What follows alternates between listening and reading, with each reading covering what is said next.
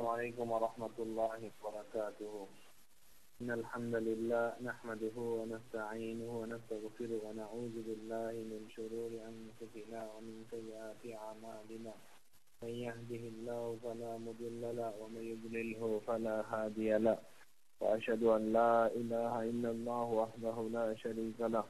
وأشهد أن محمدا عبده ورسوله وصلى الله على نبينا محمد وعلى آله وأصحابه ومن تبعهم بإحسان إلى يوم الدين وسلم تسليما كثيرا. أما بعد، أعوذ بالله من الشيطان الرجيم. بسم الله الرحمن الرحيم. يا أيها الذين آمنوا اتقوا الله حق تقاته ولا تموتن إلا وأنتم مسلمون. يا أيها الناس اتقوا ربكم الذي خلقكم من نفس واحدة وخلق منها زوجها وبث منهما رجالا كثيرا ونساء. واتقوا الله الذي تساءلون به والأرحام إن الله كان عليكم رقيبا. يا أيها الذين آمنوا اتقوا الله وقولوا قولا سديدا يصلح لكم أعمالكم ويغفر لكم ذنوبكم ومن يطع الله ورسوله فقد فاز فوزا عظيما. فإن خير الحديث كتاب الله وخير الهدي هدي محمد صلى الله عليه وسلم. وشر الأمور محدثاتها وكل محدثة بدعة وكل بدعة ضلالة وكل ضلالة في النار. সমস্ত প্রশংসা আল্লাহ সুবহানাহু ওয়া তাআলার জন্য। তিনি দেরিতে হলেও আমাদের কনফারেন্সটা শুরু করার তৌফিক আমাদেরকে দান করেছেন। আলহামদুলিল্লাহ। সালাত ও সালাম বর্ষিত হোক মুহাম্মদ সাল্লাল্লাহু আলাইহি ওয়াসাল্লামের প্রতি। আল্লাহুম্মা সাল্লি আলাইহি আল্লাহুম্মা বারিক আলাইহি। সম্মানিত উপস্থিতি, মানুষের জীবনের সাথে খুব ঘনিষ্ঠভাবে জড়িত একটি বিষয়, যা তার জীবনে ঘটবেই। যার জীবন আছে তার জীবনে এটা ঘটবে, এটা হচ্ছে মৃত্যু। যারই জীবন আছে তাকেই মারা যেতে হবে। প্রত্যেকটা প্রাণী এই মৃত্যুর স্বাদ গ্রহণ করতে হবে। মানুষের মধ্যে যিনি ছিলেন শ্রেষ্ঠ মানুষ, রাসূলদের মধ্যে যিনি ছিলেন শ্রেষ্ঠ, তাকেও মারা যেতে হয়েছে। আল্লাহ বলছেন ইন্নাকা মাইয়িতুন ওয়া ইন্নাহুম মাইয়িতুন। নিশ্চয়ই আপনারও মরণ হবে এবং তাদেরও মরণ হবে। সৃষ্টির সেরা সকল নবীর মধ্যমণি হওয়া সত্ত্বেও রাসূল সাল্লাল্লাহু আলাইহি ওয়াসাল্লামের মরণের আওতা বহির্ভূত হননি, কেউ মারা যেতে হয়েছে। এটা থেকে রক্ষা পাওয়ার কোন সুযোগ নেই। যদিও মানুষ অনেক চেষ্টা করে থেকে বাঁচার জন্য, কিন্তু বাঁচার উপায় নেই। আর কিছুক্ষণের মধ্যেই হয়তো আপনারা ঘুমাতে চলে যাবেন। ঘুম থেকে ওঠার পর অথচ আমাদের দোয়া শিখাচ্ছেন আলহামদুলিল্লাহিল্লাযী আহইয়ানা বা'দা মা আমাতানা ওয়া ইলাইহিন নুশুর। আল্লাহ শুকরিয়া আদায় করো যে আল্লাহ তোমাকে মৃত্যু দেওয়ার পর আবার জীবিত করেছেন। ঘুমটাও প্রকার মরণের মতোই। এই ঘুমের জন্য আপনারা প্রস্তুতি নিয়ে ফেলেছেন, ঘুমের দিকে আপনারা এগিয়ে যাচ্ছেন, বিছানায় চলে যাবেন, শুয়ে পড়বেন। মনে হতে পারে যদি কারো জীবনের প্রদীপ বাতি নিভে যাবে। হতে পারে এমনটা হয়েছে অতীতে, এমনটা হয়েছে আমাদের আত্মীয় স্বজন, আমাদের বন্ধু, আমাদের সমাজের লোকদের, যে তারা রাত্রে ঘুমাতে গিয়েছে, সকালে আমাদের কাছে খবর আসলো যে সকালে তিনি মারা গিয়েছেন, অর্থাৎ ঘুমের মধ্যেই মারা গিয়েছেন। হতে পারে আমাদেরও কারো জীবন কি হয়তো শেষ হয়ে যেতে পারে। যদি শেষ হয়ে যায়, আমরা কি নিয়ে যাচ্ছি আমাদের চিন্তা করা উচিত। আমরা কি নিয়ে যাচ্ছি আমাদের চিন্তা করা উচিত। আমরা কি অর্জন করেছি আমাদের ভেবে দেখা উচিত। আমরা তো দুনিয়া অর্জনের প্রতিযোগিতায় মত্ত হয়ে আছি, দুনিয়া কামানোর প্রতিযোগিতায় মত্ত হয়ে আছি, কিন্তু আমরা ভুলে গিয়েছি এই সত্য জিনিসটা যে আমাকে ছায়ার মতো যখন হুকুম আসবে আমাকে আমার কাছ থেকে চলে যাবে, আমার কাছ থেকে চলে যাবে। আর এটা এমন একটা বিষয় যে যার মাধ্যমে আপনার একটা জীবনের শেষ হয় আর শুরু হয় আরেকটা জীবনে। মৃত্যু এমন একটা বিষয় যার মাধ্যমে আপনার দুনিয়াবী জীবনের শেষ হয় আর শুরু হয় পরকালীন জীবনে। মৃত্যুর মাধ্যমে এমন একটা অবস্থান তৈরি হয় যে ক্ষণস্থায়ী জীবনের পরিসমাপ্তি হয়ে চিরস্থায়ী জীবনের সূচনা হয়। মৃত্যুর মাধ্যমে আপনার সমস্ত আমল বন্ধ হয়ে যায় আর শুরু হয়ে যায় আপনি হয় শান্তি পাবেন, না হলে আযাব পাবেন, যে কোনো একটা পথ। আমাদের চিন্তা করা উচিত হলে আমরা কি কামাই করছি, কি কামাই করা আমাদের উচিত ছিল। আল্লাহ তাআলা বলছেন, ওয়ামা জাআলনা লিবাশারিন মিন ক্বাবলিকাল খুলদ আফাইন মিত্তা ফাহুমুল খালিদুন কুল্লু নাফসিন যায়িকাতুল মাউত ওয়া নাবলুয়াকুম বিশ-শাররি ওয়াল খায়রি ফিতনাতাও ওয়া ইলাইনা তুরজাউন। আপনার পূর্বেও আমি কোনো মানুষকে অনন্ত জীবন দান করিনি, সুতরাং আপনার মরণ হলে তারা কি চিরজীবী হবে? প্রত্যেককে মরণের স্বাদ আস্বাদন করতে হবে। আমি তোমাদেরকে মন্দ ও ভালো দ্বারা পরীক্ষা করে থাকি এবং আমার কাছেই তোমাদেরকে ফিরে আসতে হবে। কোনো মানুষ চিরদিন বেঁচে থাকতে পারবে না, কোনো মানুষ চিরদিন বেঁচে থাকেনি। তাই যদি চিরদিন বেঁচে থাকতে পারবে না, তাহলে এত ভোগ বিলাস কেন আমাদেরকে নষ্ট করে রেখেছে? দুনিয়ার সুখ নিয়ামতের মধ্যে কেন আমরা ডুবে আছি? আল্লাহ তাআলা বলছেন, স্মরণ করায় দিচ্ছেন মুমিনদেরকে, ইয়া আইয়ুহাল্লাযীনা আমানুত্তাকুল্লাহ হাক্কা তুকাতিহি ওয়া লা তামুতুন্না ইল্লা ওয়া আনতুম মুসলিমুন। হে ঈমানদারগণ, হে মানুষেরা, তোমরা কি করো? ইয়া আইয়ুহাল্লাযীনা আমানু, হে ঈমানদারগণ, তোমরা কি করো? প্রকৃত মুসলিম না হয়ে মৃত্যুবরণ করো না। আল্লাহ বলছেন, দেখো মৃত্যু তোমাকে গ্রাস করবে, হতে পারে আজ রাতেই তুমি মারা যাবে। যদি আজ রাতেই তুমি মারা যাও তাহলে কি হবে? হতে পারে আজ দিনের মধ্যেই তুমি মারা যাবা। যদি আজ দিনের মধ্যেই তুমি মারা যাও তাহলে তুমি কি মুসলিম হতে পেরেছো? আমরা কি আত্মসমর্পণকারী হতে পেরেছি আল্লাহর বিধানের সামনে? আমরা কি নিজেদের মস্তককে অবনত করতে পেরেছি আল্লাহর বিধানের সামনে? পরিপূর্ণ হবে আমরা নিজেদেরকে কেন এই প্রশ্ন করি না? সম্মানিত উপস্থিতি, আজ রাতে যখন আমরা ঘুমাতে যাব তখন আমি আপনাদেরকে অনুরোধ জানাবো যে পূর্বেকার কাজগুলো সম্পর্কে চিন্তার জগতে মেতে উঠবেন, চিন্তার জগতে নিয়ে আসবেন আপনি অতীতে যা করেছেন। তারপরে চিন্তা করবেন এই কাজগুলো উত্তম না অনুত্তম, এই কাজগুলো কল্যাণকর না অকল্যাণকর। তারপরে নিজের আমল নামাকে নিয়ে একটু চিন্তা করবেন, নিজের আমল নামাকে নিয়ে চিন্তা করবেন যে আজ রাতে যদি আমার বা আপনার মৃত্যু হয়ে যায় তাহলে অবস্থাটা কোথায়, কোন অবস্থানে আমাদের জায়গা হবে, কোন জায়গায় আমাদের ঠাঁই হবে, কি অবস্থা আমাদের জন্য অপেক্ষা করছে, আমাদের এটা নিয়ে একটু চিন্তা করা উচিত। মানুষ আসলে চিন্তাই করতে চায় না এই বিষয়ে, মানুষ আসলে এই বিষয়ে ভাবার কোনো অবকাশই পায় না, অথচ তার এই বিষয়টাকে সবচেয়ে গুরুত্ব দিয়ে ভাবা উচিত। তার এই বিষয়টাকে সবচেয়ে গুরুত্ব দিয়ে ভাবা উচিত, কারণ আল্লাহ তাআলা বলছেন,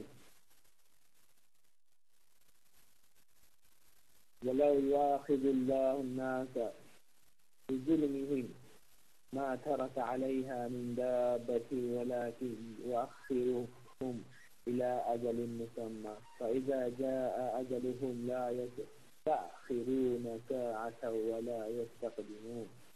যদি আল্লাহ লোকদেরকে তাদের অন্যায় কাজের কারণে পাকড়াও করতেন তবে ভূপৃষ্ঠে চলমান কোনো কিছুকেই ছাড়তেন না, কিন্তু তিনি প্রতিশ্রুত সময় পর্যন্ত তাদেরকে অবকাশ দেন। অতঃপর নির্ধারিত সময় যখন তাদের মৃত্যু এসে যায় তখন এক মুহূর্ত কি করা হয় না, বিলম্ব করা হয় না। মৃত্যু আমার আর আপনার জীবনে আসবে, কিন্তু হয়তোবা আল্লাহ আমাকে আপনাকে ছাড় দিচ্ছেন, অবকাশ দিচ্ছেন যাতে আমরা ফিরে আসতে পারি। আল্লাহ বড় বড় আযাবের পূর্বে অনেক ছোট ছোট আযাব পাঠান, এই কারণ হচ্ছে যাতে মানুষরা ফিরে আসতে পারে।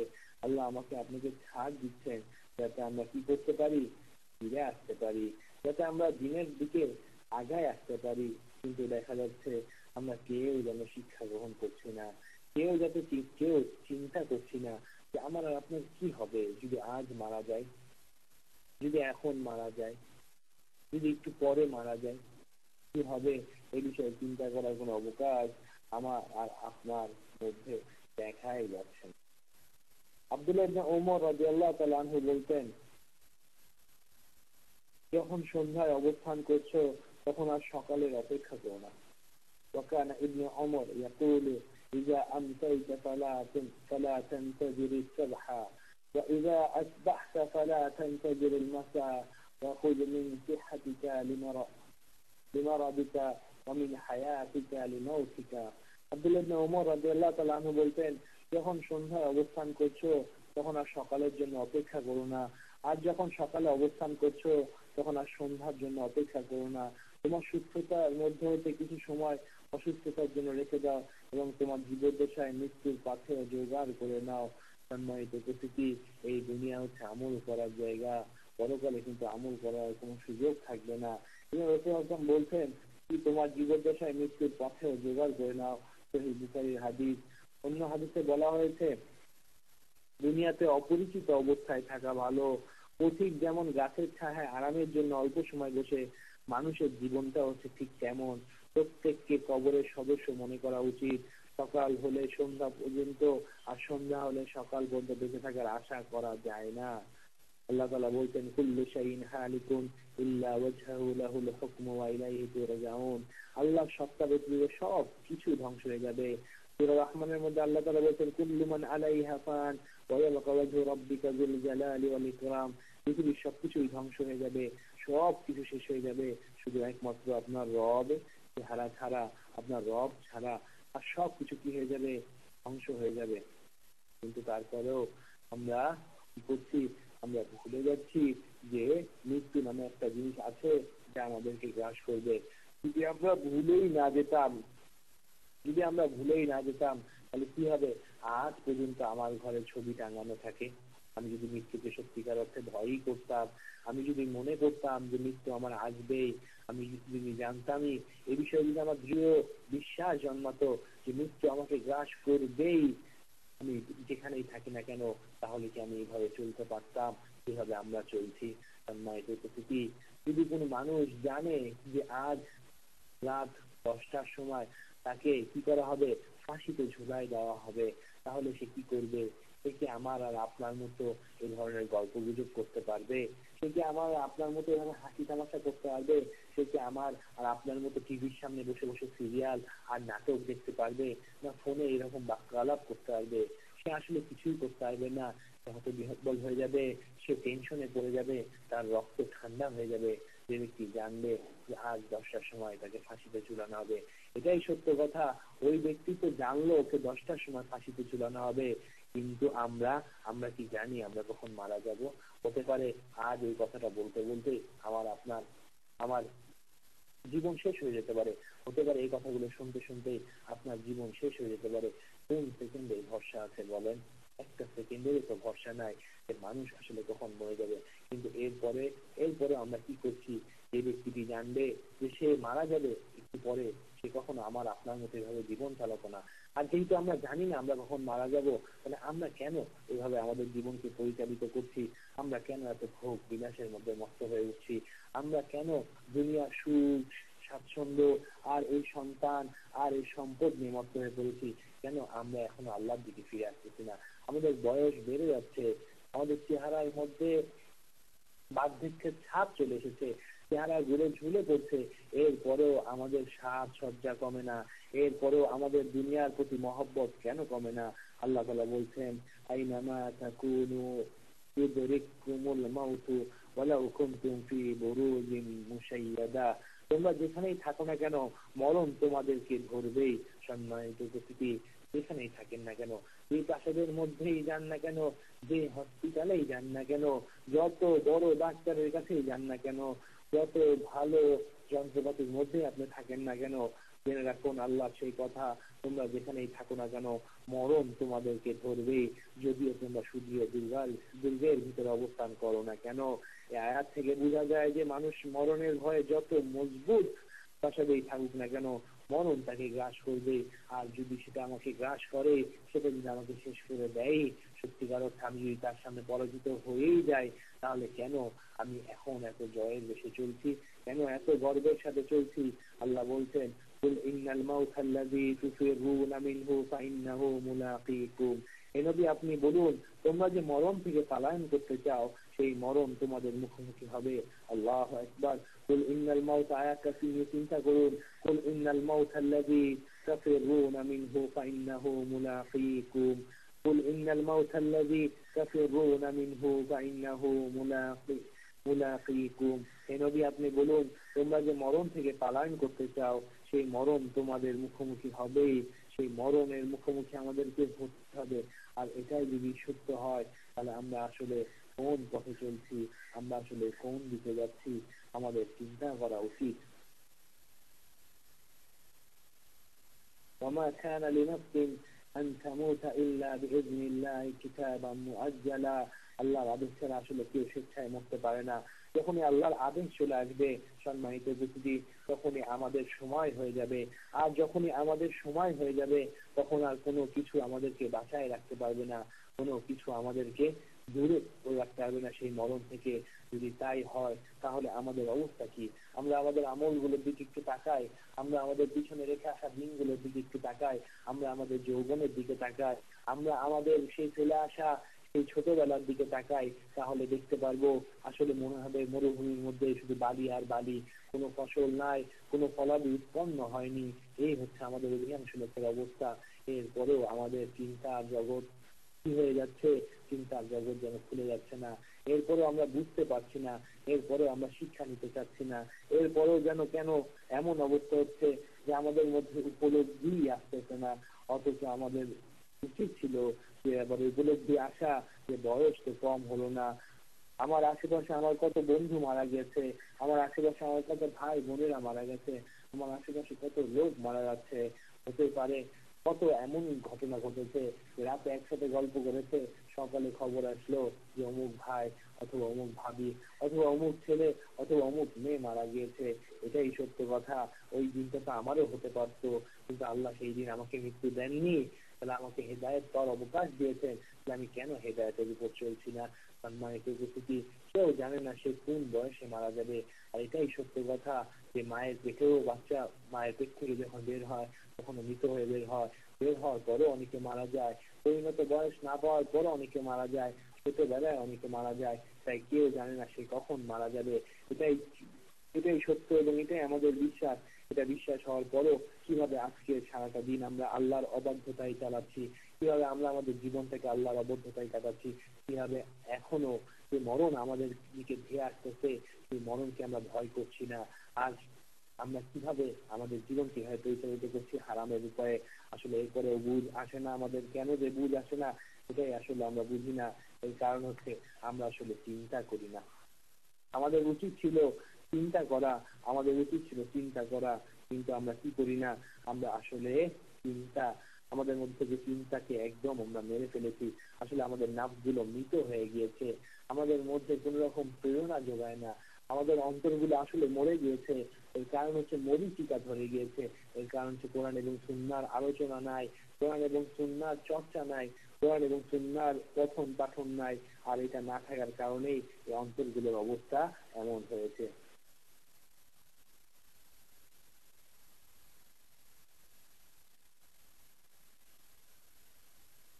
আল্লাহ তাআলা বলছেন, ফালাউলা ইযা বালাগাতিল হুলকুম ওয়া আনতুম হিনাইযিন তানজুরুন ওয়া নাহনু আকরাবু ইলাইহি মিনকুম ওয়ালাকিন লা তুবসিরুন। অতঃপর মুমূর্ষু ব্যক্তির প্রাণ যখন কণ্ঠনালী পর্যন্ত পৌঁছে যায়, আর তোমরা নিজেদের চোখে দেখতে থাকো যে সে মরণকে বরণ করছে, তখন তার নির্গমনকারী প্রাণকে তোমরা ফেরত নিয়ে আসতে পার না। তখন তোমাদের তুলনায় আমি তার অধিক নিকটবর্তী হয়ে থাকি, কিন্তু তা তোমরা দেখতে পাও না। সূরা ওয়াকিয়া।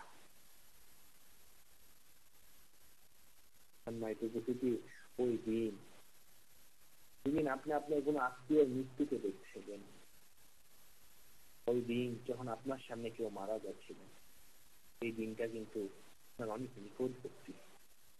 এই দিনটা কিন্তু আপনার অনেক নিকটবর্তী, সেই রাতটা কিন্তু আপনার অনেক নিকটবর্তী। আপনি কিন্তু আজ রাতে পৌঁছে গিয়েছেন, কিছুক্ষণের মধ্যেই ঘুমাই যাবেন। হতে পারে এই ঘুমের পর আর আপনি আর উঠবেন না। তাহলে কেন এখনো তওবা করে ফিরে আসছেন না?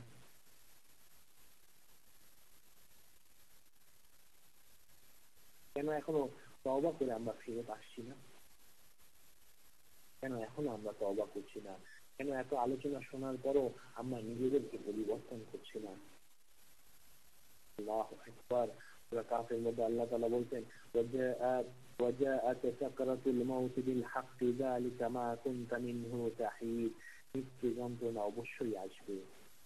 মৃত্যুর ব্যাপারে তুমি টালবাহানা করতে, এই মৃত্যুর ব্যাপারেই তুমি টালবাহানা করতে। উপস্থিতি, মৃত্যুর যন্ত্রণা সকল মানুষকেই ভোগ করতে হবে।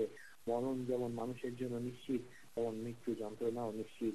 আল্লাহ তাআলার এই আয়াতটা তিনি চিন্তা করেন, ওয়াজাআত সাকরাতুল মাউত, ওয়াজাআত সাকরাতুল মাউত বিল হাক্কি যালিকা মা কুনতা মিনহু তাহিদ। মৃত্যু যন্ত্রণা অবশ্যই আসবে, আর এই মৃত্যুর ব্যাপারে তুমি টালবাহানা করতে। এই মৃত্যুর ব্যাপারে কতদিন টালবাহানা করবেন? মরতে যেতে হবেই, তাহলে মরার জন্য প্রস্তুতি নেন। আর মরার জন্য প্রস্তুতি কি? প্রস্তুতি হচ্ছে পরিপূর্ণ মুসলিম হয়ে যান। যেহেতু জানেন না কখন আপনার মৃত্যু আসবে, যে কোনো মুহূর্তে, যে কোনো সময়, যে কোনো অবস্থায়, যে কোনো ক্ষেত্রে আপনার মৃত্যু চলে আসতে পারে। তাই মুসলিম সকল অবস্থায়, সকল ক্ষেত্রে, সকল সময়ের জন্য প্রস্তুত থাকবে যে আসুক মৃত্যু, আমি পরোয়া করি না। আসুক মৃত্যু, আমি ভয় করি না। কেন আমি ভয় করব? আমি তো মুসলিম, কেন আমি ভয় করব? আমি তো তওবা করে ফিরে এসেছি, কেন আমি ভয় করব? আমি তো অতীতে যা করেছি এই জন্য আল্লাহর কাছে ক্ষমা চাচ্ছি বারবার, আর এরপর আর আমি সে অন্যায়ের দিকে ফিরে যাচ্ছি না। যখন একজন মুসলিমের অবস্থা এমনটা হবে, তখন তার আর কোনো সমস্যা হবে না। কিন্তু দেখা যাচ্ছে এরপরেও আমরা ফিরে আসছি না। এরপরেও যেন কি একটা জিনিস আমাদের সামনে বাধা হয়ে আসছে। এরপরেও যেন আমরা কি করছি না, আমরা সংশোধন হচ্ছি না। এরপরেও আমরা সংশোধন হচ্ছি না। আমরা শুধু দুনিয়া আর দুনিয়া, দুনিয়ার সুখ আর শান্তি যেন আমাদেরকে মৃত্যুকে ভুলিয়ে রেখেছে। আমরা কবর দিয়ে এসেও অন্যায় কাজে লিপ্ত হচ্ছি। আমরা মৃত ব্যক্তিকে দেখে এসেও হারাম কাজে লিপ্ত হচ্ছি। আমরা দেখছি ওই ব্যক্তিকে, যে ব্যক্তি আগে আমার সাথে কথা বলতো, আমরা দেখছি ওই ব্যক্তিকে, যে ব্যক্তি আগে আমার সাথে লেনদেন করতো, আমরা দেখছি ওই ব্যক্তিকে, যে ব্যক্তি গতকাল পর্যন্ত আমার সাথে হাসাহাসি করছে, কিন্তু আজ তার জবান বন্ধ, আজ তার নড়াচড়া বন্ধ, আজ তার খাওয়া দাওয়া বন্ধ, আজ দুনিয়ার সুখ সম্পত্তি সব তার কাছ থেকে ছিনিয়ে নেওয়া হয়েছে। আজ সে শুধুমাত্র দুটা সাদা কাপড়ের মধ্যে আবিষ্ট হয়েছে। আজ সে শুধুমাত্র দুটা সাদা কাপড়ের মধ্যে আছে। এছাড়া তার আর কোনো সম্পদ নাই, এছাড়া তার আর কোনো কাপড় নাই। এই অবস্থা আমি দেখছি, দেখার পরও আমি ফিরে এসে কি করছি? দেখার পরও আমি ফিরে এসে যে আমি যেমন ছিলাম তেমনই হয়ে যাচ্ছি, যে আমি যেমন ছিলাম তেমনই হয়ে যাচ্ছি, যে আমি আগে যেমন ছিলাম তেমনই হয়ে যাচ্ছি। কবর দিয়ে আসছি, কবরের মধ্যে শুয়ে রেখে আসছি, দেখছি এটাই হচ্ছে সত্য কথা, যে কি তার সাথে আর কেউ নাই। এটাই হচ্ছে সত্য কথা। কোথায় তার আজকে বাড়ি গাড়ি, কোথায় আজকে তার সেই সম্পদ, কোথায় আজকে তার সেই সম্পদ যা সে উপার্জন করেছে? কোথায় আজকে তার সেই দামি দামি গাড়িগুলো? কোথায় আজকে তার ফার্নিচার গুলো? কোথায় আজকে তার দামি দামি কাপড়? কোথায় আজকে তার সোনা দানা? কোনো কিছুই তার সাথে যায়নি। দেখছি তাকে আমি কবরে রেখে আসছি। কবরে রেখে আসার পর কি করছি? আমি উঠে এসে আমি রয়ে যাচ্ছি। যে ভোগ বিলাসে মত্ত ছিলাম সেই ভোগ বিলাসেই মত্ত হয়ে যাচ্ছি। যে হারামে লিপ্ত ছিলাম সেই হারামের কাজে আবার ফিরে যাচ্ছি। যে দুনিয়ার প্রাচুর্যতা, দুনিয়ার সম্পদ অর্জনের খেলায় আগে মেতেছিলাম, সেই দিকেই আবার মেতে চলেছি। কিন্তু আমি শিক্ষা নিচ্ছি না। ওই কবরে যেমন তাকে শুয়ে দেওয়া হয়েছে, আর হয়তো কিছু মুহূর্ত কাল পরে আমাকেও শোয়ানো হবে। মানুষ আসলেই বড় বেকুব। শিক্ষা নেয় না। ওসমান রাদিয়াল্লাহু তাআলা আনহু থেকে বর্ণিত, কানা ইযা ওয়াকাফা আলা কবরি, যখন ওসমান রাদিয়াল্লাহু তাআলা আনহু কোন কবরের পাশে দাঁড়াতেন তখন তিনি এমন কাঁদতেন যে তার দাড়ি ভিজে যেত। সম্মানিত উপস্থিতি, মৃত্যু থেকে শিক্ষা গ্রহণ করুন, কারণ মৃত্যু একটা বড় শিক্ষা যা মানুষকে দেয়, কিন্তু মানুষ আসলে ভুলে যায়, মানুষ আসলে শিক্ষা নিতে পারে না। মৃত্যুকে ভয় করুন, কেন ওর মাধ্যমে আপনার এই জীবন শেষ হয়ে যাচ্ছে। ওই দিনকে ভয় করুন, ওটার মাধ্যমে আপনার এই বছরের যাবতীয় আমল নামা বন্ধ হয়ে যাচ্ছে। মৃত্যু এসে যাবে তো আপনার আমল বন্ধ হয়ে যাবে, মৃত্যু এসে যাবে তো আপনার যাবতীয় খাওয়া পানাহার, এই সম্পদের ভোগ বিলাস আনন্দ সবকিছু বন্ধ হয়ে যাবে। শুরু হয়ে যাবে আরেকটা জীবন। সেই জীবনে আপনি কামিয়াব হবেন যদি আপনি মৃত্যুর পূর্ববর্তী ওই জীবনে ওই অধ্যায়ে আল্লাহর পথে চলেন, ইসলামকে মেনে নিয়ে চলেন, তাহলে আপনি ওই পরবর্তী জীবন যা আপনার মৃত্যুর পরের থেকে শুরু হবে সেই জীবনে আপনি আনন্দ ভোগ করতে পারবেন, অন্যথায় পারবেন না। ওসমান রাদিয়াল্লাহু তাআলা আনহু হতে বর্ণিত, তিনি যখন কোনো কবরের পাশে দাঁড়াতেন তখন এমন কাঁদতেন যে তার দাড়ি ভিজে যেত। আর আমরাও কাঁদি যদি সন্তান আমাদের সাথে খারাপ ব্যবহার করে, আমরাও কাঁদি যদি কোনো ব্যবসায় লস খাই, আমরাও কাঁদি যদি কোনো ক্ষতি আমরা দেখি, কিন্তু আমরা কাঁদি না। কবর দেখলে আমাদের ভয় হয় না, কবর দেখলে আমাদের ইচ্ছা, আমাদের মনের মধ্যে কোনো রকম কিছু জাগেও না, কারণ এই অন্তরগুলো আজকে মরে গিয়েছে, এই অন্তরগুলো জং করে গিয়েছে। ওসমান রাদিয়াল্লাহু তাআলা আনহু যখন কবরের কাছে দাঁড়াতেন তখন তিনি কাঁদতেন, এত কাঁদতেন যে তার দাড়ি ভিজে যেত। একদিন তাকে জিজ্ঞাসা করা হলো, আপনি জাহান্নামের এবং জান্নাতের কথা স্মরণ করেন অথচ কাঁদেন না, আর কবর দেখলেই কাঁদেন, ব্যাপার কি? তিনি বললেন, রাসূল সাল্লাল্লাহু আলাইহি ওয়াসাল্লাম বলেছেন, পরকালের বিপজ্জনক স্থান সমূহের মধ্যে কবরই হচ্ছে প্রথম। সম্মানিত উপস্থিতি, লক্ষ্য করুন, যারা শুনছেন তারা মনোযোগ দিয়ে শুনুন, আর অন্তরের চোখগুলোকে জাগ্রত করুন, আর চিন্তা করুন, হয়তো বা আজকের রাতটাই যদি আপনার আর আমার শেষ রাত হয়, আজকের এই সময়টুকু যদি আমার আর আপনার জন্য শেষ সময় হয়, তাহলে আমার আর আপনার জন্য সেই কঠিন এক ভয়াবহ অবস্থা, কঠিন এক ভয়াবহ পরিণতি অপেক্ষা করছে। যদি আমরা এই অবস্থায় মারা যাই তাহলে আমরা কল্যাণ পাবো না, কারণ আমরা জানি আমরা কি করছি, আমরা জানি আমরা কি করে এসেছি, আমরা জানি আমাদের ইনকাম কি, আমরা জানি আমাদের চলাফেরা কি, আমরা জানি আমাদের অবস্থান কি। এর কারণ হচ্ছে আমরা ইসলামের উপর ছিলাম না, আমরা বর্তমান সময়ে পরিপূর্ণ ইসলামকে ফলো করছি না। আমরা তো সেই ইসলামকে ফলো করছি যতটুকু আমার আর আপনার জন্য সুবিধাজনক, আমরা তো সেই ইসলামকে ফলো করছি যতটুকু ফলো করলে কোনো রকমে বলা যায় যে আমি একজন মুসলিম, কিন্তু এই ইসলামকে ফলো করে সেই কবরের জীবনে নাজাত পাওয়া যাবে না। কারণ আল্লাহ তাআলা বলছেন, হাক্কা তুকাতিহি ওয়ালা তামুতুন্না ইল্লা ওয়া আনতুম মুসলিমুন। তোমরা যদি পরিপূর্ণ মুসলিম হও, তোমরা পরিপূর্ণ মুসলিম হয়ে মারা যাও, পরিপূর্ণ মুসলিম না হয়ে কি করো না, তোমরা মারা যেও না। তাই সম্মানিত উপস্থিতি, আমাদের এ ব্যাপারে ভয় করা উচিত। কারণ আল্লাহ বলছেন, ওয়ালাউ তারা ইযিজ যালিমুনা ফি গামারাতিল মাউতি ওয়াল মালাইকাতু বাসিতু আইদিহিম আখরিজু আনফুসাকুম আল ইয়াওমা তুজজাউনা আযাবাল হুনি বিমা কুনতুম তাকুলুনা আলাল্লাহি গায়রাল হক। ওই দিন আপনি দেখবেন যখন জালেমরা মৃত্যু যন্ত্রণায় থাকে এবং ফেরেশতারা মালাইকারা স্বীয় হস্ত প্রসারিত করে বলেন, তোমরা তোমাদের আত্মা বের করো, আজ তোমাদের অবমাননাকর শাস্তি দেওয়া হবে, কারণ তোমরা আল্লাহর প্রতি মিথ্যা কথা বলতে। তো আয়াত দ্বারা প্রমাণিত হলো যে মানুষের মরণের সময় মৃত্যু যন্ত্রণায় কাতর হবে এবং অপরাধীদের আত্মা শাস্তি দিয়ে বের করা হবে। সম্মানিত উপস্থিতি, অপরাধী কারা? অপরাধী হচ্ছে যারা শিরক করে, অপরাধী কারা? অপরাধী হচ্ছে যারা বিদআত করে, অপরাধী কারা? অপরাধী যারা হারামের উপর চলে, অপরাধী কারা? অপরাধী যারা অন্যায় করে, অপরাধী কারা? অপরাধী যারা জুলুম করে, অপরাধী কারা? অপরাধী যারা মানুষের সম্পদকে অন্যায় ভাবে ভোগ করে, অপরাধী কারা? অপরাধী হচ্ছে যারা বেপরদা বেহায়া হয়ে বের হয়, অপরাধী কারা? অপরাধী হচ্ছে ওরা যারা রাসূলের সুন্নাহকে ছেড়ে দেয়, অপরাধী কারা? অপরাধী হলে ওরা যারা সকালবেলা উঠে দাড়িকে শেভ করে, এরা হচ্ছে সবাই অপরাধী। আর পুণ্যবান কারা? পুণ্যবান হচ্ছে শুধুমাত্র ওই ব্যক্তি যে তার পুরো জীবনটাই কোরআন এবং সুন্নাহর আলোকে চালায়। রাসূল সাল্লাল্লাহু আলাইহি ওয়াসাল্লামের কথা ওসমান রাদিয়াল্লাহু তাআলা আনহু বলছেন যে রাসূল সাল্লাল্লাহু আলাইহি ওয়াসাল্লাম বলেছেন, পরকালের বিপজ্জনক স্থান সমূহের মধ্যে কবরই হচ্ছে প্রথম। যদি কেউ সেখানে মুক্তি পেয়ে যায় তাহলে তার পরের স্থানগুলি সহজ হয়ে যাবে, আর যদি কবরে মুক্তি লাভ করতে না পারে তাহলে পরের সব স্থানগুলো আরো কঠিন ও জটিল হয়ে যাবে। অথবা তিনি বললেন, নবী করিম সাল্লাল্লাহু আলাইহি ওয়াসাল্লাম এটাও বলেছেন যে আমি এমন কোন জঘন্য ভয়াবহ স্থান দেখিনি যা কবরের চেয়ে জঘন্য ভয়াবহ হতে পারে। সম্মানিত উপস্থিতি, এই হাদিসের শেষ অংশটিতে লক্ষ্য করেন যেখানে রাসূলুল্লাহ সাল্লাল্লাহু আলাইহি ওয়াসাল্লাম বলছেন, অতঃপর তিনি বললেন, নবী করিম সাল্লাল্লাহু আলাইহি ওয়াসাল্লাম এটাও বলেছেন যে আমি এমন কোন জঘন্য ও ভয়াবহ স্থান দেখিনি যা কবরের চেয়ে জঘন্য ও ভয়াবহ হতে পারে। তিরমিজি হাদিসটি হাসান এবং সহিহ। আর সেই 3.5 হাত জায়গায় হচ্ছে আমার আর আপনার বাসস্থান। সম্মানিত ভাইয়েরা, সম্মানিত বোনেরা, এই যে বিশাল অট্টালিকা করছেন, এই যে বিশাল সম্পদ করছেন, এটা আমার আর আপনার ঠিকানা না। এটা হচ্ছে আপনার সন্তানরা থাকবে, তাদের সন্তানরা থাকবে, অন্য মানুষ থাকবে, আমি আর আপনি থাকতে পারবো না।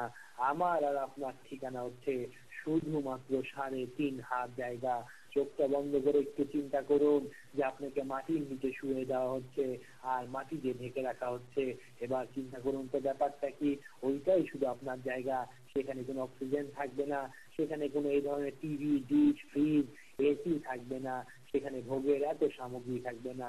শুধুমাত্র 3.5 হাত জায়গা, চারিদিকে শুধু মাটি আর মাটি দিয়ে থাকবে। ওইটাই আমার আর আপনার জায়গা। ওই জায়গার জন্য আমরা কি প্রস্তুতি নিচ্ছি? সম্মানিত উপস্থিতি, ওটা এমন এক জায়গা যে জায়গাকে বর্ধিত করা হয়, আবার ওটা এমন এক জায়গা যে জায়গাকে সংকুচিত করে দেওয়া হয়। ওটা এমন এক জায়গা যেখানে রয়েছে অনেক শান্তি, আবার ওটা এমন এক জায়গা সেখানে রয়েছে অশান্তি। এর কারণ কি? এর কারণ হচ্ছে মৃত্যুর পূর্বকালীন অবস্থা। যদি মৃত্যুর পূর্বে আপনি ঈমান নিয়ে মৃত্যুবরণ করতে পারেন এবং ওই ঈমানের উপর যদি আপনি টিকে থাকতে পারেন, তাহলে কি হবে? কবরে সেই 3.5 হাত জায়গাকে বর্ধিত করে দেওয়া হবে।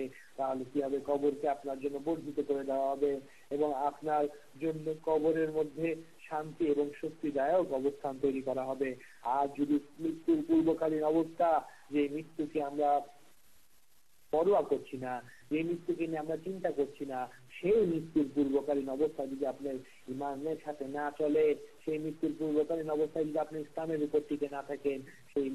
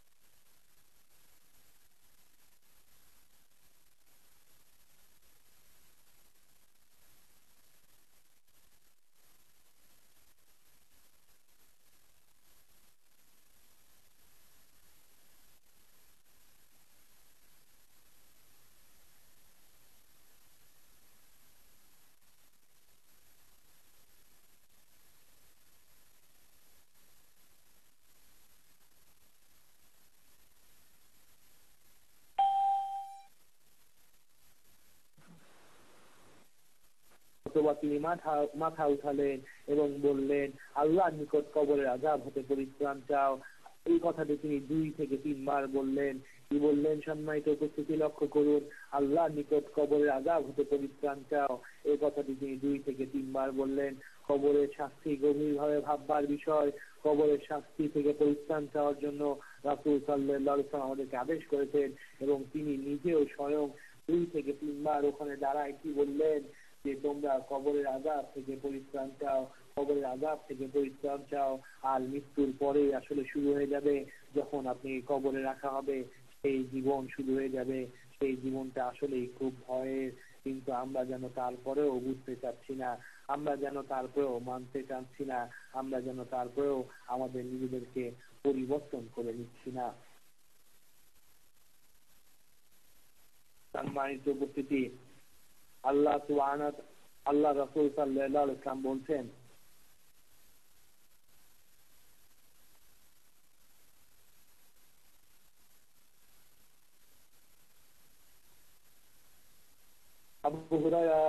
তাআলা আনহুর হাদিস, রাসূল সাল্লাল্লাহু আলাইহি ওয়াসাল্লাম বলছেন, যখন মৃত ব্যক্তিকে কবরে রাখা হয়, আল্লাহু আকবার, আমাকে ও আপনাকে উভয়কে কি করা হবে?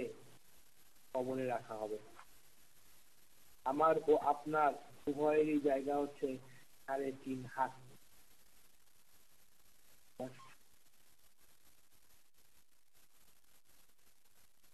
3.5 হাত, 3.5 হাতের বেশি আমরা কেউ পাবো না।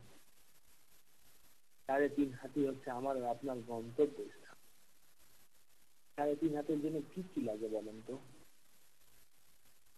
এই যে পুরো জীবনটা আমি আর আপনি শেষ করে দিচ্ছি, এই যে পুরো যৌবনটা শেষ করে দিচ্ছি, এই যে দুনিয়ার সুখ শান্তি স্বাচ্ছন্দ্য পাওয়ার জন্য জীবনের একটা বিশাল অংশকে ব্যয় করে ফেলছি। সময়ের জীবনের সবচেয়ে মূল্যবান জিনিস, সে সময়কে ব্যয় করে ফেলছি। কয়টা জিনিস আমার আর আপনার সাথে কবরে যাবে? কয়টা সার্টিফিকেট যাবে আমার আর আপনার সাথে কবরে? যে সার্টিফিকেট অর্জন করার জন্য আমি আর আপনি আল্লাহকে ভুলে যাচ্ছি, এই কয়টা সার্টিফিকেট যাবে কবরে? যে চাকরির জন্য আমি আর আপনি আল্লাহকে ভুলে যাচ্ছি, সেই চাকরি কি যাবে?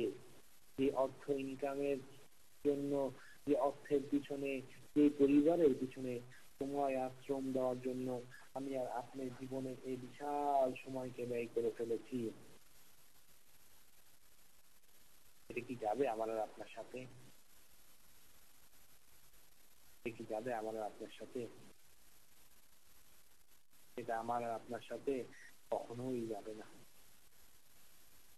এটা আমার আর আপনার সাথে কি হবে না? কখনোই যাবে না। এই সত্যটা কেন আমরা বুঝতে পারছি না? যে আমরা দুনিয়ার জন্য যা করছি, আমরা বলছি না যে দুনিয়া দরকার নাই, অবশ্যই দুনিয়া দরকার আছে, কিন্তু দুনিয়ার জন্য আমরা যা করছি এর কয়টা জিনিস সাথে যাবে চিন্তা করেন তো।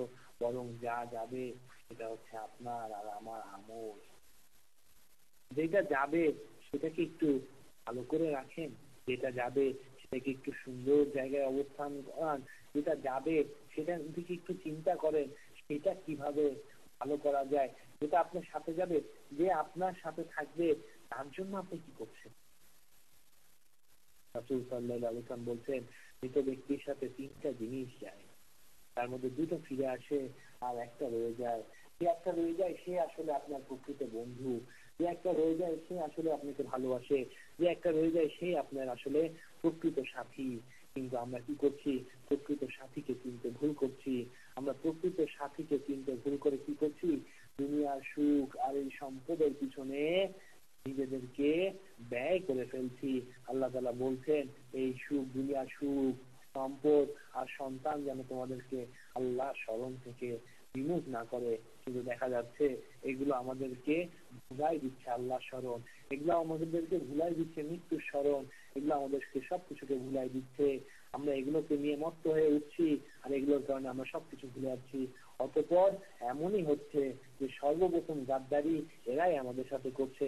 ওই যে সম্পদ আপনি অর্জন করছেন, সেই সম্পদ তো একবারও বলছে না যে অমুক ব্যক্তি আমাকে অর্জন করেছে, অমুক ব্যক্তি আমাকে এত সুন্দর করে রেখেছে, অতএব আমি তার সাথে কবরে থাকবো। অমুক মহিলা তার সম্পদ, আমি তার সোনা, আমি তার রূপা, আমি তার হীরা, যা সে খুব সুন্দর করে আলমারির মধ্যে রেখে দিত, যা সে কয়দিন পর পরই মুছতো, যা সে কয়দিন পর পরই দেখতো, যাকে সে খুব বেশি ভালোবাসতো, আমি তার সে সম্পদ, আমি আজকে তার সাথে কবরে থাকবো, তার কাছ থেকে আমি যাব না। ওই আপনার সোনা, আপনার রূপা, আপনার হীরা, আপনার এই সমস্ত টাকা পয়সা কি সেই কথা বলবে? বলেছিল কারোর জন্য? কারোর জন্য বলেনি, আপনার জন্য বলবে না। যে সন্তান, যে স্ত্রীকে এত মহব্বত করছেন, যারা আপনাকে ইসলাম পালনের ক্ষেত্রে যারা বাধা হয়ে যাচ্ছে, অথচ তারপর আপনি তাদেরকে এত ভালোবাসছেন, এত ভালোবাসছেন, তো সেই স্ত্রী তো আপনি মারা যাওয়ার পর সর্বপ্রথম আপনাকে স্ত্রী ত্যাগ করবে, যার জন্য আপনি আজকে হারাম কাজ করছেন, যার জন্য আপনি আজকে হারাম খাচ্ছেন। আপনার এই সন্তান সর্বপ্রথম আপনার পকেট থেকে মোবাইলটা বের করে নিবে, আপনার হাত থেকে ঘড়ি খুলে নিবে, আপনার সম্পদগুলোকে ভাগাভাগির জন্য সে প্রস্তুতি গ্রহণ করবে। এই আপনার সন্তান, যার জন্য আপনি আজকে হারাম পথ থেকে হালাল পথে আসতে পারছেন না, যে স্বামীর আদেশ পালন করার জন্য আপনারা হারাম কাজ করছেন। জেনে রাখুন, আপনি মারা যাওয়ার পর হয়তো আপনার স্বামী আবার বিয়ে করে ফেলবে, আপনি মারা যাওয়ার পর কয়েকদিন আপনার স্বামী আপনাকে মনে রাখবে, এরপর ভুলে যাবে, এটাই হচ্ছে সত্য কথা। তাহলে যে ভুলে যাবে তার জন্য আপনি আল্লাহকে অখুশি করছেন, আল্লাহকে অসন্তুষ্ট করছেন, এ কেমন কথা, এ কেমন ইসলাম? সম্মানিত উপস্থিতি, বোঝার চেষ্টা করুন। আনাস ইবনে মালিক রাদিয়াল্লাহু তাআলা আনহু বলেন, রাসূল সাল্লাল্লাহু আলাইহি ওয়াসাল্লাম বলেছেন, যখন মৃত ব্যক্তিকে কবরে রাখা হয় এবং তার সঙ্গীগণ সেখান থেকে ফিরতে থাকে, তখন সে তাদের পায়ের শব্দ শুনতে পায়। তাদের ফিরে যেতে না যেতেই তার নিকট দুজন মালাইকা চলে আসেন এবং তাকে উঠিয়ে বসান। তারপর নবী করিম সাল্লাল্লাহু আলাইহি ওয়াসাল্লামের প্রতি ইশারা করে জিজ্ঞাসা করেন, তুমি দুনিয়াতে এই ব্যক্তি সম্পর্কে কি ধারণা করতে? মুমিন ব্যক্তি তখন বলে, আমি সাক্ষ্য দিচ্ছি যে তিনি আল্লাহর দাস। এবং রাসূল তখন তাকে বলা হয়, এই দেখে নাও জাহান্নামে তোমার স্থান কেমন জঘন্য ছিল, আল্লাহ তোমার সেই স্থানকে জান্নাতের সাথে পরিবর্তন করে দিয়েছেন। তখন সে উভয় স্থান দেখে এবং খুশি হয়। কিন্তু মৃত ব্যক্তি যদি মুনাফিক হয় অথবা কাফের হয়, তখন তাকে বলা হয়, দুনিয়াতে তুমি এই ব্যক্তি সম্পর্কে কি ধারণা করতে? তখন সে বলে, আমি বলতে পারি না, মানুষ যা বলতো আমিও তাই বলতাম, মানুষ যেভাবে চলতো আমিও সেভাবে চলতাম, মানুষ যা করতো আমিও তাই করতাম। তখন তাকে বলা হয়, তুমি তোমার বিবেক দ্বারা বোঝার চেষ্টা করনি কেন? আল্লাহর কিতাব পড়ে বোঝার চেষ্টা করনি কেন? অতঃপর তাকে লোহার হাতুড়ি দ্বারা এমন ভাবে পিটাতে শুরু করে যে পিটানি চোটে সে হাউমাউ করে বিকট ভাবে চিৎকার করতে থাকে, আর এত জোরে চিৎকার করে যে মানুষ ও জিন ব্যতীত সবকিছুই তার চিৎকার শুনতে পারে। সহিহ বুখারী। এই হাদিস দ্বারা কি প্রতীয়মান হয়? এই হাদিস দ্বারা কবরের মধ্যে একটা অধ্যায় প্রতীয়মান হয়, যে অধ্যায়ে হয় আপনি সুখ এবং শান্তি পাবেন, না হলে পাবেন আযাব। এবং এই সুখ, শান্তি ও আযাবের মূল কারণ কি? মূল কারণ হচ্ছে আমার আপনার আজকের এই দিন, দুনিয়ার এই জীবন আমি আপনি কিভাবে মূল্যায়ন করছি, আমি আপনি কিভাবে চালাচ্ছি। আমিও আপনি কি কোরআন এবং সুন্নাহ পড়ে সেই কোরআন এবং সুন্নাহর আলোকে চালাচ্ছি, না কোরআন এবং সুন্নাহকে ছেড়ে দিয়ে যুক্তির আলোকে চালাচ্ছি? আমার আর আপনার পরিবারের সন্তুষ্টির কারণে চালাচ্ছি, আমার আর আপনার দেহের সন্তুষ্টির কারণে চালাচ্ছি, সমাজের মানুষকে সন্তুষ্ট করার জন্য চালাচ্ছি? আমাকে আপনাকে ঠিক করে নিতে হবে যে কি চাই, সেই হাতুড়ির বাড়ি চাই নাকি জান্নাতের সুখ চাই। যদি জান্নাতের সুখ চান তবে আজকের পরই কি করবেন? যখনই বাইরে বের হবেন বোরকা পরে বের হবেন, চেহারাকে আবৃত করে বের হবেন। আর যদি সে সুখ শান্তি না চান, যদি আযাব চান, তবে যেভাবে আছেন সেভাবেই চলেন। মনে রাখবেন, হতে পারে আজ রাতই আপনার জীবনের শেষ রাত। যদি আজ রাতই শেষ রাত হয় তাহলে তার বের হওয়ার কোনো সুযোগ পেলেন না। কিন্তু যদি তওবা করে ঘুমায় পড়েন, যদি নিজের মনকে এভাবে করে ঠিক করে ঘুমায় পড়েন, ইনশাআল্লাহ আগামীকাল থেকে যখন বের হব বেপরদা হয়ে আর বের হব না। তাহলে যদি আজ রাতেও মৃত্যু হয়ে যায় তবে ইনশাআল্লাহ ভালো খবর, সুসংবাদ রয়েছে তাদের জন্য যারা তওবা করে। আর যদি আপনি তওবা ছাড়া আজকে রাতটাও কাটান আর আজ রাতেই যদি মৃত্যু চলে আসে, তবে জেনে রাখবেন ভয়ানক এক পরিস্থিতি, ভয়ানক এক কঠিন অবস্থা আমার আপনার জন্য অপেক্ষা করছে। সেদিন আপনার স্বামী আসবে না আপনাকে বাঁচাতে, সেদিন আপনার সন্তান আসবে না আপনাকে বাঁচাতে, সেদিন আপনার সমাজ আসবে না আপনাকে বাঁচাতে, সেদিন আপনার এই সমস্ত আত্মীয় স্বজন যারা আপনাকে কটূক্তি করত এই ধারণা করে আপনি পর্দা থেকে দূরে আছেন, তারাও আসবে না সেদিন বাঁচাতে। সেদিন আসবে না ওই সমস্ত কাফেররা যারা আপনাকে টিপ্পনি দিত, খারাপ কিছু বলতো, যে কারণে আপনি পরিপূর্ণ হিজাব করতে পারেননি, তারাও সেদিন আসবে না। সেদিন কি করবেন? সেদিন কি ওজোর দেখাবেন? সেদিন কোনো ওজোর চলবে না, সেদিন কোনো বক্তব্য চলবে না। সেদিন সোজা কথায় উত্তর দিতে হবে, করেছো না করনি। আপনি যুক্তি দেখানোর কোনো অবকাশ আর সেদিন পারবেন না। সম্মানিত উপস্থিতি, বিষয়টা অনেক কঠিন, বিষয়টা অনেক জটিল। আব্দুল্লাহ ইবনে ওমর রাদিয়াল্লাহু তাআলা আনহু বলেন, রাসূল সাল্লাল্লাহু আলাইহি ওয়াসাল্লাম বলেছেন, যখন তোমাদের মধ্যে কোনো ব্যক্তি মারা যায় তখন তার স্থায়ী স্থানটি সকাল সন্ধ্যায় তার সামনে পেশ করা হয়। সে যদি জান্নাতি হয় তাহলে জান্নাতের স্থান তার সামনে পেশ করা হয়, আর যদি জাহান্নামী হয় তাহলে জাহান্নামের স্থান তার সামনে পেশ করা হয় এবং বলা হয় এ হচ্ছে তোমার আসল স্থান। কিয়ামতের দিন আল্লাহ তাআলা তোমাকে এখানে পাঠাবেন। বুখারী ও মুসলিম। সম্মানিত উপস্থিতি, জান্নাত এবং জাহান্নাম, চিরস্থায়ী জান্নাত এবং সে আযাবের স্থান জাহান্নাম, এটা থেকে বাঁচার জায়গা হচ্ছে দুনিয়া। আজ এ রাতই হতে পারে আমার আপনার শেষ রাত। যদি এমনটাই হয়ে থাকে তবে ফিরে আসুন দিনের পথে, ফিরে আসুন কোরআন এবং সুন্নাহর পথে। অলসতাকে ঝেড়ে ফেলুন, কুসংস্কারকে বর্জন করুন, যাবতীয় শিরক ও বিদআতের বিরুদ্ধাচরণ করুন। আপনার ঘরে যা হারাম জিনিস আছে এগুলোকে ভেঙে ফেলুন, এগুলোকে বর্জন করুন। চলে আসুন আল্লাহর পথে, চলে আসুন তার রাসূল সাল্লাল্লাহু আলাইহি ওয়াসাল্লামের দেখানো পথে। যদি চলে আসতে পারেন তাহলে নাজাত পেয়ে যাবেন, যদি চলে আসতে পারেন তাহলে মুক্তি পেয়ে যাবেন। সম্মানিত উপস্থিতি, নাজাত ও মুক্তি আমাদের জন্য খুব জরুরি। সেই কবরের আযাব, জাহান্নামের আযাব আমাদের এই বডি সহ্য করতে পারবে না, আমাদের এই চামড়ার দেহ সহ্য করতে পারে না। সামান্য শীতেই আমরা কাবু হয়ে যাই, সামান্য গরমেই পা ফেটে যায়, সামান্য গরমেই কত ক্ষতি আমাদের হয়, সামান্য ঠান্ডায় কত ক্রিম আমাদের মাখতে হয়। তাহলে সেদিনকার সেই কবরের মধ্যেকার কঠিন আযাব আমরা কিভাবে সহ্য করব? সহ্য করা সম্ভব হবে না, সহ্য করতে পারবো না। অনেক কঠিন সে আযাব, এটা বোঝার চেষ্টা করুন। বুঝে ফিরে আসুন কোরআন এবং সুন্নাহর পথে। দেখুন কি করলে ফিরে আসা যাবে, এই হাদিস সেটা বলে দিচ্ছে। আবু হুরায়রা রাদিয়াল্লাহু তাআলা আনহু বলেন, রাসূল সাল্লাল্লাহু আলাইহি ওয়াসাল্লাম বলেছেন, যখন মৃত ব্যক্তিকে কবরে রাখা হয় তখন তার নিকট নীল চক্ষু বিশিষ্ট দুজন কালো বর্ণের মালায়েকা এসে উপস্থিত হন। তাদের একজনকে বলা হয় মুনকার, অপরজনকে বলা হয় নাকির। তারা রাসূল সাল্লাল্লাহু আলাইহি ওয়াসাল্লামের প্রতি ইশারা করে বলেন, এই ব্যক্তি সম্পর্কে তুমি দুনিয়াতে কি বলতে? মৃত ব্যক্তি মুমিন হলে বলেন তিনি আল্লাহর বান্দা ও রাসূল। তখন তারা বলেন, আমরা পূর্বেই জানতাম আপনি এই কথাই বলবেন। অতঃপর তার কবরকে দৈর্ঘ্য প্রস্থে 70 হাত করে দেওয়া হয়। আল্লাহু আকবার।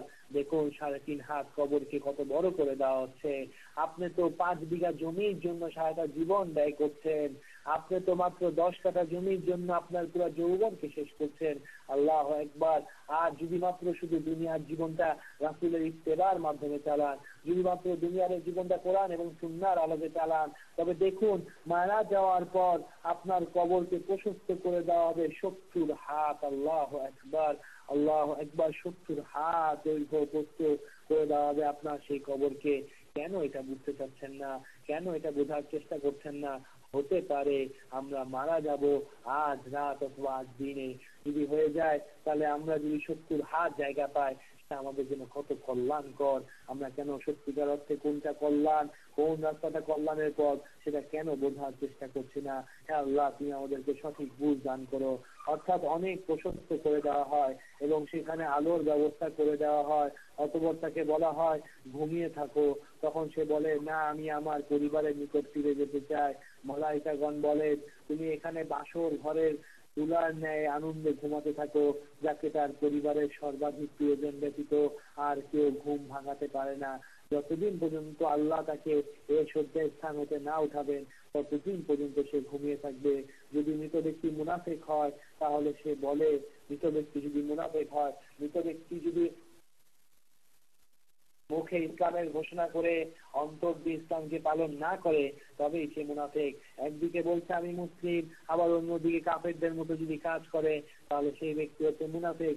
একদিকে বলছে আমি ইসলাম মানি, আরেকদিকে হচ্ছে ইসলাম বহির্ভূত সব কাজ করে, এই ব্যক্তি হচ্ছে মুনাফিক। একদিকে বলে আমি আল্লাহর বিধান অনুযায়ী চলি, আরেকদিকে হচ্ছে আল্লাহর নাফরমানিতে তার জীবন পরিচালিত হচ্ছে, এই ব্যক্তি হচ্ছে মুনাফিক। এর ব্যাপারে হাদিসে বলা হচ্ছে যে মুনাফিক হয় তাহলে সে বলে লোকে তার সম্পর্কে যা বলতো আমিও তাই বলতাম, আমার জানা নেই তিনি কে। তখন ফেরেশতাগণ বলেন আমরা জানতাম যে তুমি এই কথাই বলবে। তারপর জমিনকে বলা হয় তোমরা এর উপর মিলে যাও। সুতরাং জমিন তার উপর এমন ভাবে মিলে যায় যাতে তার এক পাশের হাত অপর দিকে চলে যায়।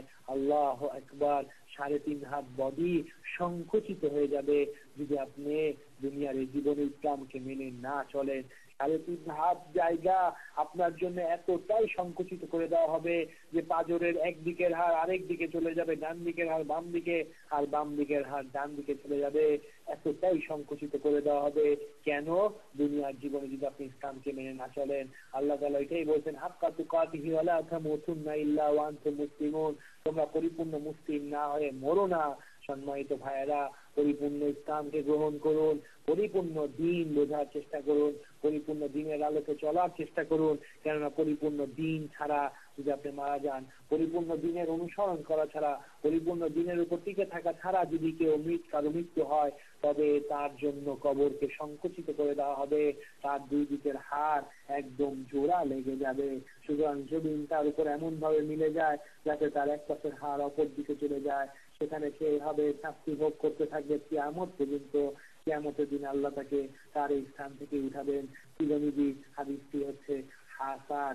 মৃত ব্যক্তিকে কবরে রাখার পরপরই ভয়াবহ আকৃতিতে দুইজন মালাইকা আসেন এবং তারা জিজ্ঞাসা করেন। জিজ্ঞাসার উত্তর যদি ঠিক হয় তাহলে তো ঠিক, আর জিজ্ঞাসার উত্তর তারাই ঠিক দিতে পারবে যারা সেই উত্তরের উপর দুনিয়ার জীবনকে চালিয়েছিল। আর যারা দুনিয়ার জীবনকে সেই প্রশ্নের আলোকে চালায়নি, তারা কখনো কি করতে পারবে না, তারা কখনো সঠিক অ্যান্সার দিতে পারবে না, সঠিক অ্যান্সার দেওয়া তাদের জন্য সম্ভব হবে না। বারা ইবনে আযিব রাদিয়াল্লাহু তাআলা আনহু বলেন, কবরে যখন মানুষকে শোয়াই দেওয়া হয়, তার আত্মা তার শরীরে ফিরে দেওয়া হয়, অতঃপর তার নিকট দুজন মালাইকা আসেন এবং তাকে উঠিয়ে বসান। তারপর তাকে জিজ্ঞাসা করেন, তোমাদের মধ্যে যিনি প্রেরিত হয়েছিলেন তিনি কে? আল্লাহু আকবার। কোন মাযহাবের অনুসরণ করা হচ্ছে আজ আমাদের এই সমাজে? কোন নেতার অনুসরণ করা হচ্ছে আমাদের এই সমাজে? কোন তরিকার অনুসরণ করা হচ্ছে আমাদের এই সমাজে? কাকে আদর্শ করা হচ্ছে সমাজে? আফসোস এই সমাজের জন্য। সম্মানিত ভাইয়েরা, যারা আজও তাদের ঘর থেকে ছবিকে নামিয়ে রাখতে পারেননি, যারা আজও তাদের ছবিকে ছিঁড়ে ফেলতে পারেননি, সেসব পুরুষ লোকদের ব্যাপারে আমার অভিমত হচ্ছে তারা তাদের বউদেরকে ভয় করেন। আর সেই সমস্ত মহিলার ব্যাপারে অভিমত হচ্ছে তারা আল্লাহকে বাদ দিয়ে তাদের স্বামীকে ভয় করে। তাহলে কেন তারা আজও পর্যন্ত এই অন্যায় থেকে নিজেদেরকে বাঁচিয়ে রাখতে পারেনি? কালকের খবর, মিরপুরের এক কাহিনী দেখলাম, এক জমি দখল করে ফেলা হয়েছে। দেখেন ছবি মানুষকে কতটা অন্যায়ের দিকে নিয়ে যায় যে তারা কি করছে। আদর্শ দেখেন তাদের কাছে কে। হায় আফসোস সেই পুলিশের জন্য, যে পুলিশের এই কথা বলতেও ঠোঁট কাঁপেনি। যে বলা হলো একটা জমি দখল করে ফেলা হয়েছে, সেই জমির মধ্যে দুইটা ছবি, দুইজনের মূর্তি, দুইজনের ছবি টাঙিয়ে দেওয়া হয়েছে। সেই দুইজনের ছবি থাকলে নাকি সেই ঘর বেদখল হয়ে যাবে, বেদখল থেকে সেই ঘরকে দখল দেওয়া যাবে না। এই হচ্ছে মানুষের অবস্থা। এরপর কি হলো, পুলিশের কাছে যখন বলা হলো, পুলিশ বললো ঘরটাকে সরাই ফেলো। পুলিশকে বলা হলো আপনারা কেন সরাই দিচ্ছেন না? বললো না, আমরা তো সরাই দেওয়ার জন্য বলেছি, কিন্তু ওখানে তো দুইজনের ছবি আছে, সেই ছবি যদি নামায় তাহলে তো অবমাননা হবে। হায় আফসোস মুসলিমের, যে মুসলিম কোথায় চলে গেছে। হায় আফসোস মুসলিমের, যে সে কত নিচে নেমে গেছে। তাই দেখলাম আসলে ছবির প্রতি মানুষের কি মহব্বত, ছবির প্রতি মানুষের কি সম্মান বোধ, ছবির প্রতি তাদের কি ভয় ভীতি। এই ছবি যদি সরাই দিই তাহলে তো আমার চাকরি চলে যাবে, এই ছবি যদি সরাই দিই তাহলে তো আমার এই ক্ষতি হবে, এই ছবি যদি ঘরে রাখি তাহলে আমার মান মর্যাদা বৃদ্ধি পাবে, এই ছবি যদি ঘরে রাখি আমার নেতা নেত্রী খুশি হবে এবং আমাকে দলের বড় পদ দেওয়া হবে। হায় আফসোস, দেখুন এই উম্মতের মধ্যে শিরক কিভাবে ঢুকে যাচ্ছে। যেমন শিরক। Please enter the phone number you wish to reach.